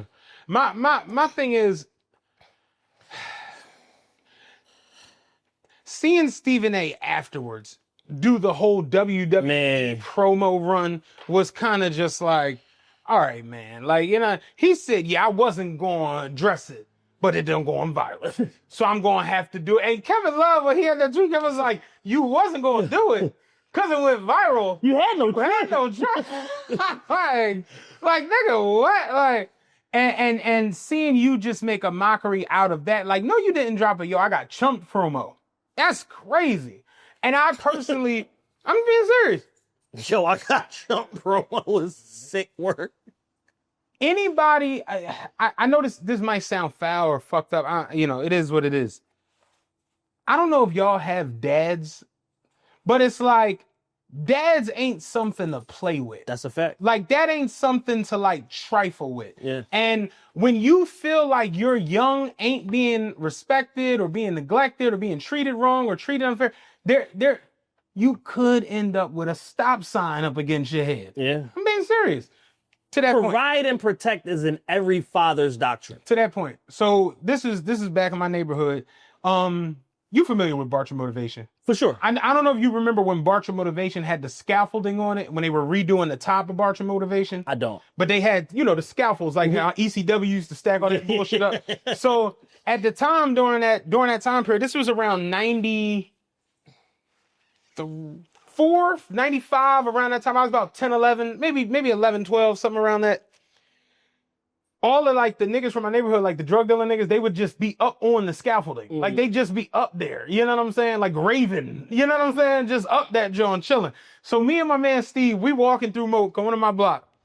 And I see niggas up on the scaffolding or whatever. And one of them like threw a bottle down, like get y'all young asses out the park, whatever. And we like, shut your bitch ass, being young, stupid niggas, whatever. So as we talking shit to them, for some reason, I thought they were all up there. And as we went to turn, like Jay, Polk, all of them came around the building and was just looking at us and was like, ah, shit. So I turned to Steve, Booked it. that was his info. His nigga took off running. He ran the fuck. He made a right on Buick and made a left on 78. That's going down his crib. He took the fuck off. So I tried to run, but I ain't that fucking fast. They caught me in the middle of my block and started body beating me. This is the body beating era, yeah. So they body beating me and shit. And you know, they fucking around, whatever. But in the midst of that, I hear my sister Amber was like, oh my God, they gonna kill me. So I look up, my pop come bursting out the crib. Now, mind you, my pop is huge. 6'5". Big walk. Big walk come out the crib. He got on a Jamaican white beater with the whole... So the real irony that day. He had on the holy white beater. My pop used to wear like all these little gold chains. He had like 4 gold chains on. These like floral shorts. I was like, where the fuck is he going? And some slippers. He came out in the middle of the block and was like, get the fuck off my son. Swear to God, these dudes who are selling drugs, shooting shit up, a couple of them shot, one of them went to jail shooting a cop, all this shit. They stopped what they was doing, stood me up, and was like, no, hey, we playing, we fucking around. Tell him, man. I'm out of breath, like, hey, these are my friends. It's all good. It's all good. And my pop just like, and turned around and went back at it. But in that moment, niggas who are terrorizing the neighborhood know. Chill, Yeah, that's his pop. He'll throw it all away for his son. Because he'll die about this young wild hair. Yeah. We not dying about this. Yeah. That's a reality. And if you've ever been around a father who's like that, it's certain shit. I remember mothers the same way. I never forget, it was a guy around my neighborhood who was doing a bunch of shit, doing, a bunch of nefarious things, whatever. Yeah. And he kind of had everybody on tilt because he would get on and do a bunch of crazy shit, whatever. And me and Steve again, we sit on my front steps. He's walking up the block. So Steve like, oh shit, it comes on. I'm just like, yeah. Like almost like Devo coming around this man. He got to like right where my bushes, because like I said, these hedges in front of the crib. He got right to where the bushes was at. My mom was coming out the front door. He looked over, saw her. She looked at him. She said, oh, hey, hello, and said his name. He was like, hey, Miss Linda, how you? And she's like, oh, I've been fine. How you been? He's like, I've been good. And he's like, Matt, that's your mom? And I was like, yeah. And he was just like, damn, I didn't know that was your mom this whole time. I was just like, yeah, so I'm good. And, Yeah, it was right. Turns out my mom was his teacher at Patterson. And, would help him after school with like all this different stuff, whatever. And it always like, for all the nonsense that he would be on, he saw her and was just like, hey, Miss Linda, how you been? Like, all that shit go out the window. And it's just like, yeah, yo, parents, that shit is a real thing. Real rap. Because motherfuckers know I can't disrespect or do nothing crazy around. Like, that's just the way it is. Right. So it's like, for me personally, when I look at LeBron stepping to Stephen A., I think about, what if LeBron had on a Jamaican wife beater and 4 gold chains and some little floral shorts?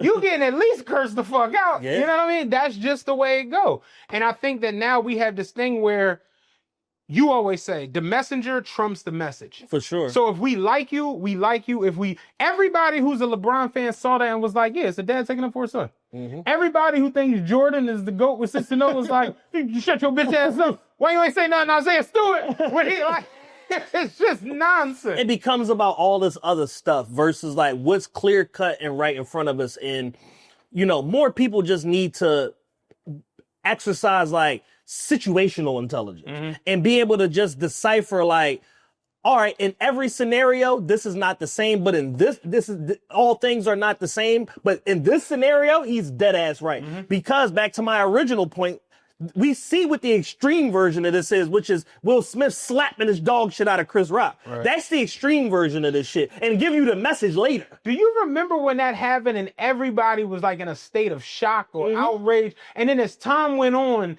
you had a nice amount of people that was like, well, it was right. Like I hate to be that guy, but it's just like, yo, this my wife. Ain't no telling how I'm going to take that. Yeah. It's motherfuckers that play around. Think about it. There's been little shit said about it. And I deal with that because I know I'm putting myself out there as a figure. It is what it is. I'll take that. But it's just like, none of you niggas, please say nothing about Lee. Please. Yeah. Please. Because you can't be held liable for what happens next. because I come running up on you and I just happen to have a dirt devil in my hand.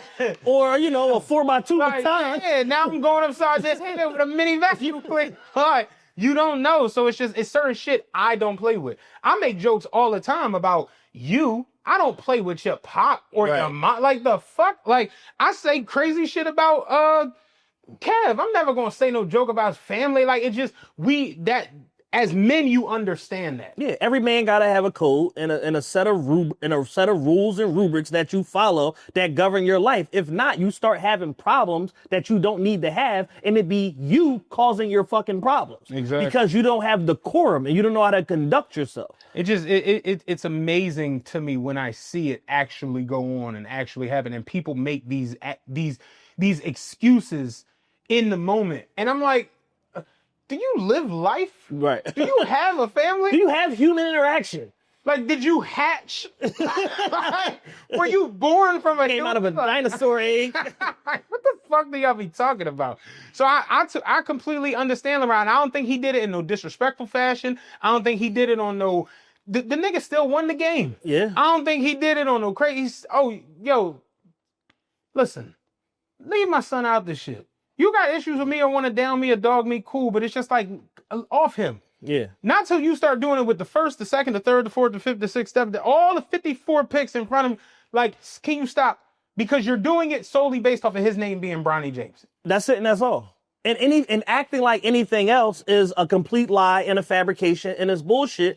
And Gilbert Arenas has been one of the biggest advocates of Bronny, been super consistent about it in the whole way. And he was like, yo, you notice how Bronny goes to the G League, averaging 25, 5, and 5. All of a sudden, don't nobody got nothing to say no more. Because it's not about his game no more. My thing is this. How do y'all try to down or disrespect Bronny James, but then we got to turn around every February and covet Mac McClone? How does that work? Gotta take him out the incubator and bring... Think about that. You would think Bronny was doing some Mac McClung shit where he was only showing up to play. Right. Like, it's nonsense, yo. It's just stupid. And I personally just don't like it. So, you know, I'm not mad at LeBron in no way for what he did. You know, I think he did what he felt he needed to do as a father. Yeah. If you can't understand that, I don't know what to tell you. And I don't know if I'm going to see you again. Yeah. So in the words of Bill Haney, we get down when we get mad at. I don't be where bitch niggas be at. Yeah. So it's like, who knows? Yeah, you being a bitch nigga, Right. the king of the bitch niggas, I don't know if I'm ever going to see you again. I be with the real niggas. I don't know if you know. Who the fuck knows? I'm the king. You know what I'm saying? I'm the king around here. Yeah, real shit. Like, who knows? So, last thing. You got a Yall Weird this week. Oh, man. Oh, man. I want to like the girl. I do. Y'all making it hard. She's a nice looking young lady. Yeah, nice chocolate queen. Toned, good body. Mm-hmm. Real good body. I don't dig the Nicki Minaj cosplay. Yeah. I don't dig it. My thing with females in rap music, right? Before Nicki Minaj, you had MC Lyte, Roxanne Shante, Queen Latifah. you had Lauryn Hill, Bahamadia. you had Eve, you had the Brat, you had Lil Kim, Foxy you Brown. had Fox, you had Charlie Baltimore. TLC, Left Eye. Like, you had all these rap women, and none of them were even remotely close to each other. Yeah. If you remember Ladies Night, Angie Martinez, you had Angie Martinez, Angie Martinez, Lil Kim, Da Brat, Missy Elliott. I think Left Eye was on it. Yeah. Yeah. She was on her. All of them are so different. Like, even Missy and Lil Kim, like, they're not even in the same realm of each other. In the brand joint, want to be down joint. All, like, it was everybody was so different. And it was like Nicki showed up and almost like completely flipped the female rap arena upside down. And now every woman either has to do her aesthetic or beef with her. Yeah. That's what it's become. Sure. It's been, and even down to Cardi. And I like Cardi, but Cardi is taken from the Nicki Minaj tree. They all have. They've all ate from. I've seen videos where Cardi, they be like, oh, Cardi, what? And if I don't look at the caption, I thought it was Nicki. I just genuinely being real. So seeing Doechii come along, who does all of this, you know, she essentially is making music that's on a Lauryn Hill, you know, trajectory. Yeah. But you still do the Nicki Minaj voice, the Nicki Minaj dress up, the Nicki Minaj outfit. It's just like, what she's done is, all right. She has become the alt black girl version of Nicki Minaj. I like anime. I do this. I read comic books. I'm vegan. Like I'm saying, she's done the alt black girl version, you know, of Nicki Minaj or whatever. And for me, it's clouded her talent. The same way for some people when Sean came out, they felt like he sounded so much like Biggie, they just couldn't get with it. But then over time, he developed his own style. Right. So I haven't given up on her eventually finding her sound that is hers. But to sit and, like, if I close my eyes and I just listen to any of the songs that she's put out, I'm like, are we sure it's not Nicki Minaj? One of the songs they played one day, I thought it was a new Nicki song, and then the radio was like, that's Doechii, Nissan on. Yeah, I was just like, oh, all right. Then, when she did her XXL freestyle, she literally took Nicki's whole shit from Roger That. And I'm just like, is it 2011? Yeah. Like, what? So basically, it's 2024, and we have reverted back to 2011. When Nicki doesn't even do that sound or whatever no more. So it's like, oh, it's cool to repurpose it because she's moved on to something else. Right. So that's one issue. But the issue with what she said is that the reason why it's my Yall Weird and I have so many thoughts on it is because people are underthinking it and missing the real actual point to what's problematic about what she said. So she's on Hot Ones, her and one of her girlfriends or whatever. Hot Ones has its own channel now. It's omnipresent. It's all around us. It's the biggest thing Complex media has ever fucking created. It's the one tie that binds that's holding that whole shit up is Hot Ones and sneaker shopping with Joe LaPuma. So she said, what's my biggest dating red flag? And the girl's like, she said something, I forget what she said, whatever. Then she was like, yeah, I forgot what dude. But then she was like, being a straight man, that's my, and the internet fucking exploded. And as usual, when somebody makes a controversial or polarizing statement, you got people on one side, you got people on the other side. But then within that, the people that are on the other side, that are on the side of like, what the fuck, she ain't saying nothing wrong, that's just her preference, have completely missed the mark so much because of their fandom and their idolatry, where they don't understand that what she did is problematic for two different reasons. And to boil down the massive backlash, this is a big talking point that a lot of people I've been seeing make, a lot of women are making, to boil down this backlash of her basically saying, men bad, women good, is basically what she's saying. If you boil it all the way down to brass tacks. I'm disappointed in what people are saying is like, oh, y'all just mad because y'all wanted to fuck and y'all never could. And I'm just like, yo, take her attraction and throw it out the window. Let's deal with the statement at hand. The statement is problematic because the attraction element never crossed my mind, but the statement is problematic because straight men have become society's punching bag. That is a fact. That's undeniable. For the better part of a decade, it's been cool to attack anything that has masculinity, testosterone, and it started with academia and it ended up getting politicized. If you send your daughter to any liberal arts university in America, she's going to come back talking exactly like that, thinking that men are inherently problematic. But the problem with the statement is that it propagates to impressionable young women that men are inherently evil and destructive, when the reality is men have built and sustained this world. Men build communities, they protect and invest in women in a number of ways, and important men across time have advocated for women. In fact, this last presidential cycle, the two biggest advocates for Kamala Harris running for and trying to become the first female president was who? Barack Obama and Joe Biden. Yeah. So if straight, and both of them got husbands wives last time I checked.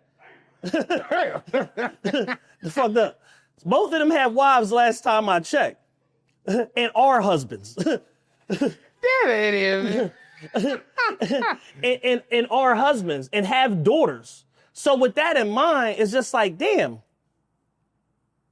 men can recommend and elect a woman potentially to the highest position of office in the world.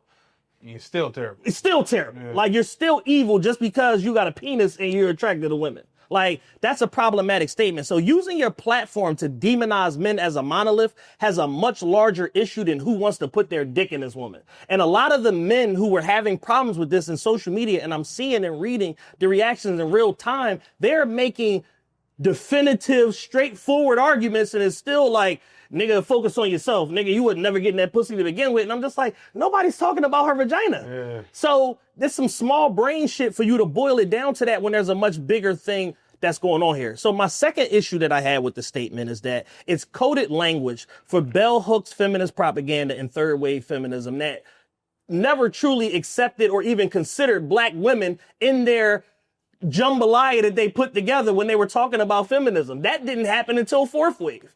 So to take what happened in there, when you look at these academic communities and liberal arts-based universities, this is the rhetoric that's consumed young women for the better part of 2 decades. You have these calculated women that fill our black queens' brains with propaganda, telling them focus on yourself, delay building a family, avoid having children, etc., while most of them literally find their partners in college. Yeah.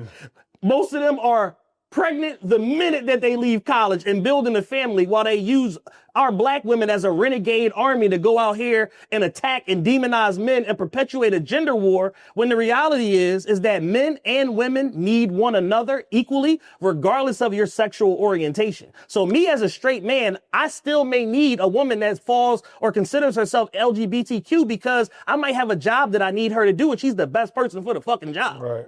So with that in mind, this divisive rhetoric of like as this is an off color comment or whatever in the midst of this, in the midst of this longer 22-minute, interviews, show, whatever you want to classify it as, for people to miss what actually is happening here is one of them, y'all don't know what's going on around here. Y'all know what's going on around here. And it's like, yo, half of these like I said, they've conditioned our women to grow resentment, disdain for men, use their emotional instability as an army force. And not to mention the statement she made, it just lacks depth and it positions her as an agent of chaos.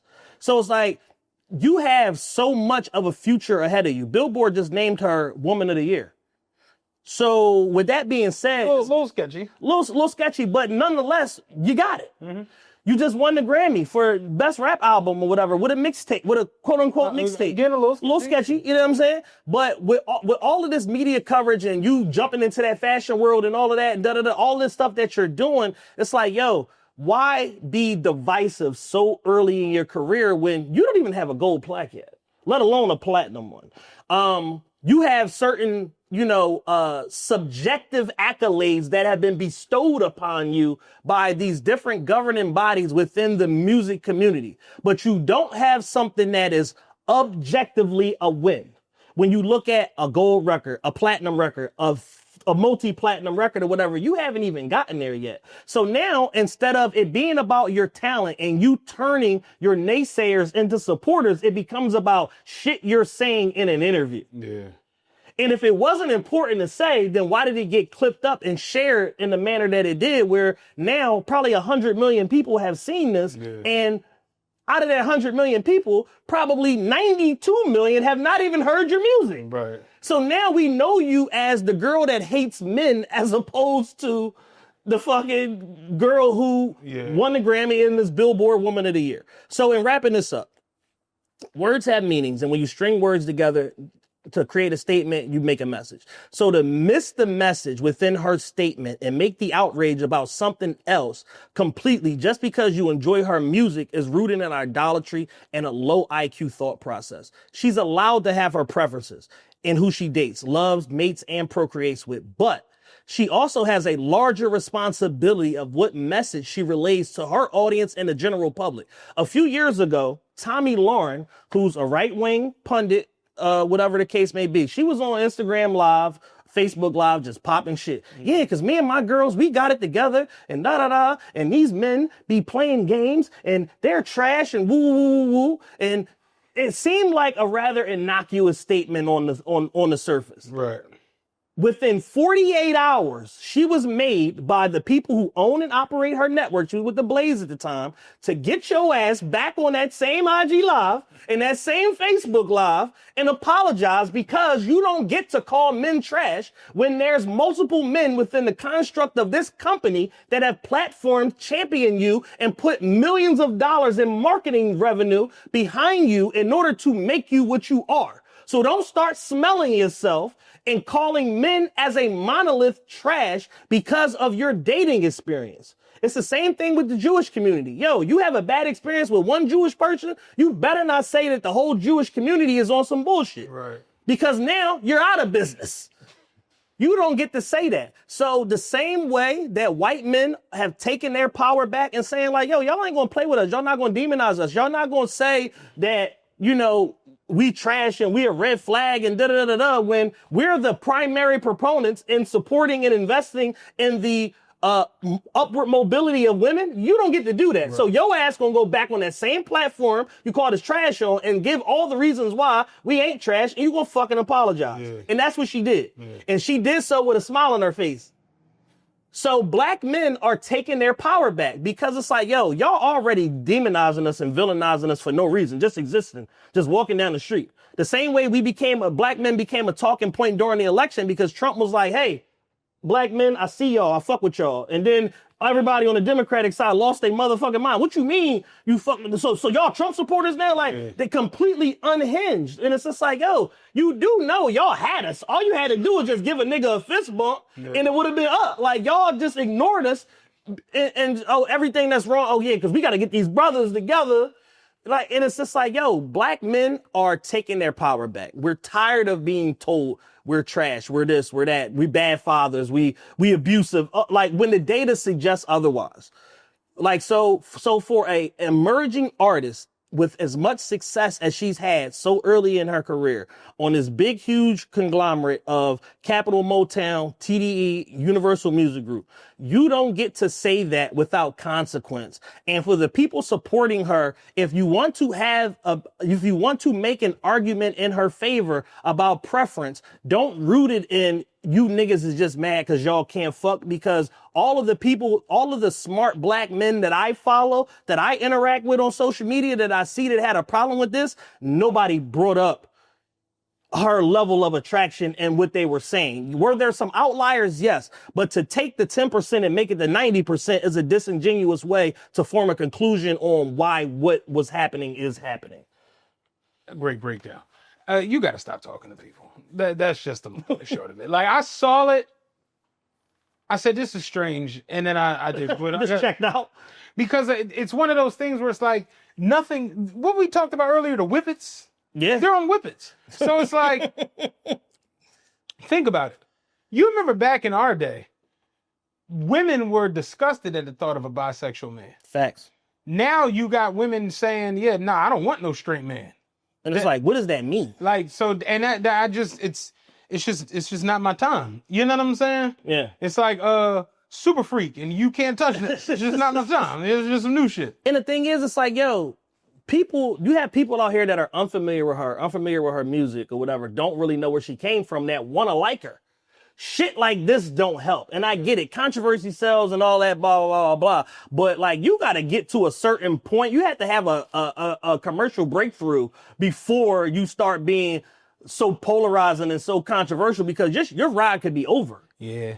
I think at the end of the day, it's one of those situations that makes you just glad you're not out there. Like, I'm just happy because it's like, I feel like I have a lot of strong thoughts or beliefs, but I'm not going to go on Hot Ones and, you know what I mean? Say them. And I just feel like now we have too much exposure and too much outwardness with our personal feelings and thoughts. Yeah. Back in, I remember growing up, in the 90s, you couldn't even ask nobody who they were voting for. No. You couldn't. You might get stolen. What? Why you in my business, dog? My mom told me when I was young, never ask a woman when she's having a child. Yeah. You don't know if she's barren. You don't know what the situation is. You don't know if she's been abused before. Don't ever ask a woman when. Now motherfuckers will walk right up to you in front of everybody and say, and you don't know what the fuck. She could be dealing with a miscarriage. She could be, but we've just become so. Everything is very informal. I was about to say informal. Informal is a word, but I was thinking of something else. But I'll say we've become very, very, very, very lax when it comes to our gated. When it comes to like motherfuckers that just sit down next to you, yeah, man. No, I got that HIV. You like, brother, we on the train. You know what I'm saying? Like I'm just trying to get the 46 to market, my brother. Like, motherfuckers will say anything now. Anything. And it all goes back to that clout chasing, going viral. All of that shit is like at the back of people's mind. Today I was talking to a guy. He was like, yo, you go to Sixers games and you've noticed motherfuckers just sit there with their phone out the whole game. Yeah. Hoping to catch LeBron snapping on Steve. Like, it's crazy at where we at in society. Yeah. Motherfuckers just outside, just trying to catch the wave, trying to go viral. So it's like a lot of situations like this, I'm not even getting into because I know y'all with your crazy beliefs are about to run off the fucking rails. So I just let people have it. Yeah, I intentionally reserved my response for today. Mm-hmm. Like I'm like, to not go back and forth. I refuse because I just know it's going to go off the rails because people are in these online spaces. They're committed to misunderstanding whatever the other side is. So it's a pointless fucking debate. So it's just like, I see that. I'm taking note of that. You know what I'm saying? I'll respond to that on my time. Yeah. One-way communication, LeBron style. You feel me? To say, yeah, to bring up y'all not being able to hit Doechii is crazy. It's like, because I wasn't able to hit the brat either. You know what I'm saying? I'm still allowed to have an opinion if you say some bullshit. Like, what the fuck? Like, I was allowed to hit Missy, Lil Kim, like Foxy Brown. I might have had a chance with Charlie Baltimore. Like, you know what I'm saying? Try like them big niggas, you know what I'm saying? Like, but yeah, man, that's a stupid, lazy argument. It was such a small brain argument. I'm just like, damn, like this is where we are, huh? Lowest common denominator. Yeah, y'all need to focus on yourself. Y'all wasn't gonna hit anyway. And it's just like, well, 6 months ago, maybe not now, but 6 months ago, it was a totally different story. When she was down in Tampa in that Nissan Altima, niggas was getting that pussy. So spare me. But Can we not? I got nothing else. Man, great show. Thank y'all for, if you made it to the end, man, we appreciate y'all for locking in with us and rocking out. Again, YouTube community, if you're not subscribed, subscribe to the channel, like the video, share it to your social media platforms. YouTube now, man, has overtaken Spotify. It's the number one podcast platform. Y'all be digesting the shit out of these videos. So we had a great show. First show in a while where we didn't have to debate no Kendrick and Drake nonsense. Yes, man. Kept it clean. Kept it clean. Excellent. But yeah, we'll be back later this week. More Patrons. Again, patreon.com/official TRPE. We working on a couple things behind the scenes. Yes, indeed. We'll let those out the bag sooner or later. I might have a situation for us going forward. Oh, nice. Yeah, maybe. Maybe. Who knows? You know what I'm saying? Made to the B. Yeah, 98 for me, half of 2 for y'all, and yeah, we'll figure it out. But we out this joint.